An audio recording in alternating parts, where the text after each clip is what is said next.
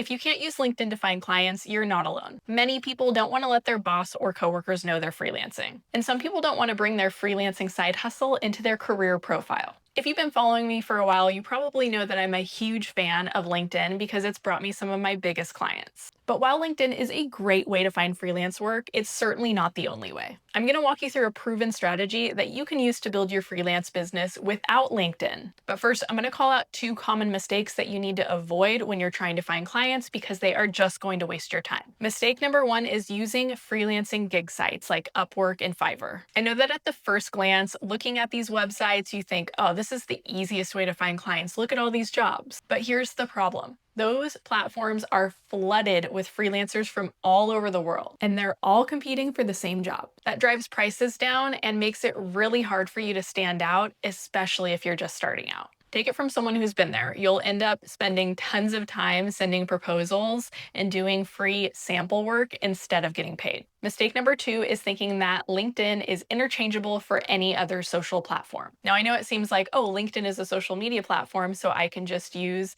Facebook or Twitter or one of these other platforms to get clients instead. But doing that is going to sign you up to be an unpaid content creator. And that's because LinkedIn doesn't work like these other social media platforms. LinkedIn was created for professional networking and job matching. Other social media platforms do not work that way. They are more about entertainment. So you have to put a ton of time and energy into creating content. And if you do that, you'll get some visibility, but it may not even be relevant visibility. On LinkedIn, the people seeing your content and your profile are recruiters and business owners and decision makers who at some point are going to need to hire someone. On other platforms, you're more likely to show up in front of random users who may never need your services. Now, I always have to give the disclaimer that if you already have a social presence somewhere where you have an audience of people who could become your clients, you don't have to abandon that. In that case, it's probably still worth continuing to create content for that audience. But that is still only one piece of the puzzle for how you will get clients. There's still a few more dots to connect. So let's get into the triple D LinkedIn free strategy. And the 3 Ds in this strategy stand for digital profile, direct contact, and discovery call. The first thing that you need to know about finding clients without LinkedIn is that you need a digital profile. That's what LinkedIn is, but you need your own version of it. A place where people can quickly understand what you do and why they should trust you. If you aren't using LinkedIn and if you don't have one of those social profiles where you already have an audience of potential clients waiting, your digital profile is going to be your website. Now, sometimes when I say that you need a website, people start squirming because they're worried that they don't know how to build a website or that it's going to take too much time. But here's the thing, you don't need a complicated website. It is so simple, especially with all of the website builders and templates available today. And it doesn't have to be fancy visually. What really matters is that it answers a few key questions. Your website should make it crystal clear who you are and what you specialize in, as well as the results that you deliver with examples if you have them, like portfolio pieces or testimonials. And your website should guide people to the next step to working with you. So how can they reach you? How can they book a discovery call? Now, as I mentioned, if you have a social profile with a relevant audience of warm leads, you can use that as your digital profile. Just make sure that your content and your profile on that platform check all of those boxes. The next part of the strategy is to make direct contact with your ideal clients on a regular basis, because sitting back and waiting for clients to come to you doesn't work. You have to practice what's called outbound marketing.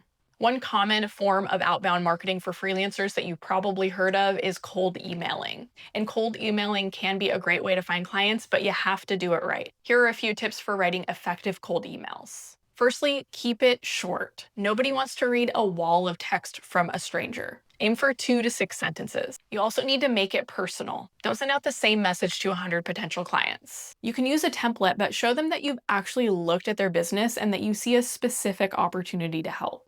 And always include a next step. That means you need to end with a call to action of some kind. And whenever possible, make sure that this is in the form of a question because you want to encourage them to reply. Cold emailing can be really powerful, but it's definitely not the only way to make direct contact with your ideal clients. Online forums, industry events, and even reaching out to people that you already know can all lead to opportunities. I cover this in a lot more detail in my networking video, which I'll link down in the description. So check that out if you want to go deeper into building relationships that actually lead to clients. The next step in the strategy is to turn your warm leads into discovery calls. If you don't know what a discovery call is, this is just a short, low pressure meeting where you meet with the potential client, learn about their needs, they learn about your services, and you figure out what it might look like to work together. And you don't suggest a discovery call right away with a brand new contact. You wait until there's been some back and forth or genuine interest. That way the call feels natural instead of pushy or salesy.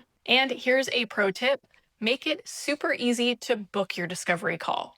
That means eliminating back and forth with a tool like Calendly. It allows people to pick a time on your calendar without having to ask you what time is best. If you want to know what to say and how to take the lead on discovery calls, I put together a video on my discovery call framework, which I will link down in the description. Okay, once you have an optimized digital profile, a method for making direct contact with ideal clients, and a discovery call process, you have a complete strategy for finding clients without LinkedIn. But before you take the strategy and run with it, I have a question for you. If you think you can't use LinkedIn to find clients because you're worried that your boss will hate you, or you'll lose your job, or your coworkers will think you're cringe, ask yourself, are you sure? Are you really going to lose your job if you announce that you're freelancing on LinkedIn? Because last I checked, having a side hustle isn't illegal or against the terms of employment for the vast majority of jobs. Your employer doesn't own your LinkedIn profile or your freedom of speech either. And is it really the end of the world if your coworkers think you're a little cringe for wanting more than a 2-week vacation in the measly salary that your job provides? To put it bluntly, you only get one life. Are you really going to let other people's opinions get in the way of the freedom and the income that you desire? Now, maybe you're just not ready to commit to your new freelancer identity in public, or maybe you do have one of those jobs where you shouldn't be mixing things up on LinkedIn. If that is the case, now you have the strategy to make it work. And if you know someone else who's in the same boat, why not take a moment to share this video with them? It might be just the push they need to start building their own path to freedom.